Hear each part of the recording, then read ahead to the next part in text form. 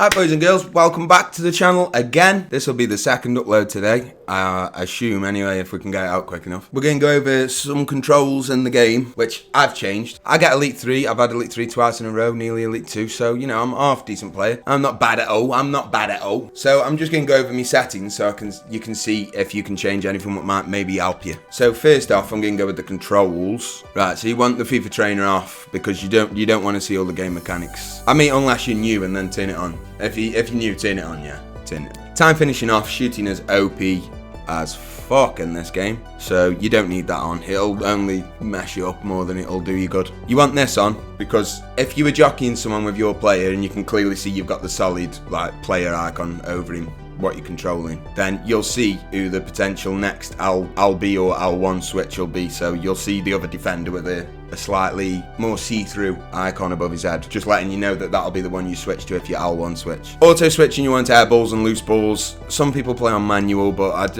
I don't see the benefits of that at all. Auto switching move assistance. This is when you switch to your player, will they continue and how hard they'll continue carrying on in the direction that they were running artificially. If your computer's controlling it and he's running back and you switch to it, he will run back for a little bit, which it has its pros and cons. But if you're used to defending and you're of a gold 1 or above level, probably, you should have this on none or even low. But if you're brand new to the game, put it on high. So it depends really on your level. So you choose that. You choose. Jockey, you want jockey on assisted because that'll just automatically keep you close to their attacker, or as close as the computer will let you. Unless you're just some sort of absolute beast of a defender and you can just play manual, but assisted's the best. Auto flare pass, I've got this off because sometimes they attempt doing a back heel or a little flick, which will affect your accuracy of your pass, and you can still manually do this by holding LT or L2 when you're passing the ball, so it gives you more control. Auto clearance is on, there's no reason to have that off. Auto shots, I had this on just in case you knock a ball in the box and you're not quick enough to press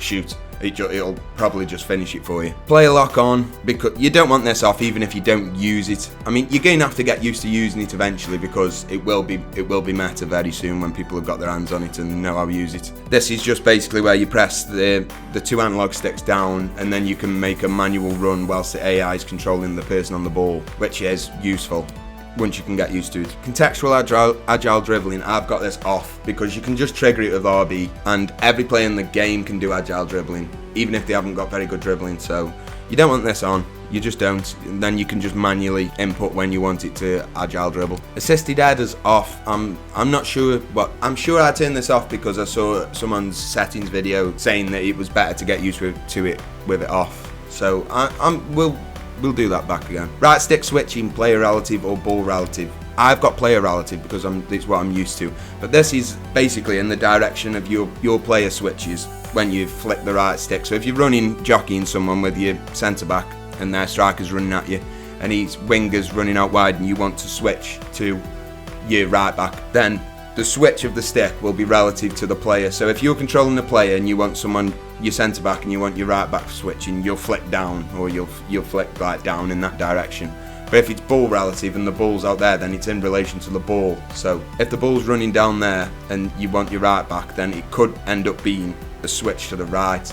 So the switch is relative to the ball rather than the player. So I've got this on player relative. Ground pass assistance assisted all day. Through balls assisted. Shot assistance assisted. You want cross assistance on semi because this will give you more range of crosses.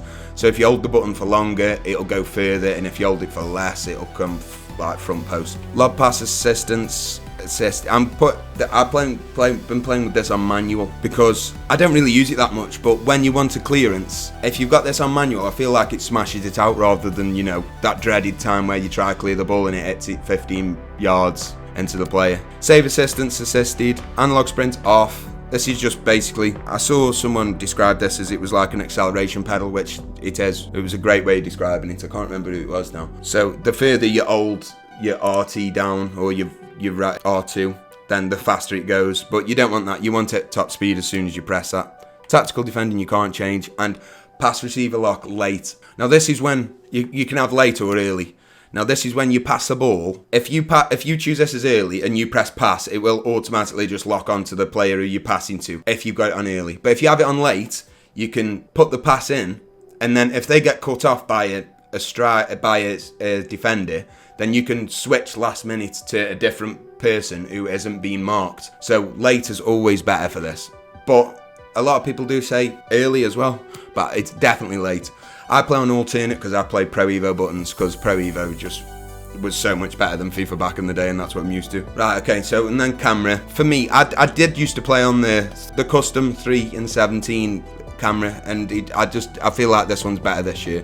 Just standard tele broadcast 1010, that is it. And then obviously you've got to change your player indicator to player name, because it's easier to, if you've got two players who look the same, say you've got like a Timo Werner or a Kevin De Bruyne and they look very similar and you don't know which one's which, you know what skills they possess. So if they've got the player name above the head, then there's no confusion and it's easy to sort out. Right, and that's it for the controls today. So if you did enjoy the video, drop a sub, like the video, and comment if you use anything different to these settings. Also, I've got a new series out, a career mode, started with Forest Green, so go and give that a like, go and give that a watch, see if we can get to the Premier League, see if we can win the Premier League. Also, my rewards are out today as well, so go watch that, see what I get. I got Elite 3, I choked Elite 2, I got 24 wins, but what can you do? Thanks for all the support, and until next time, peace.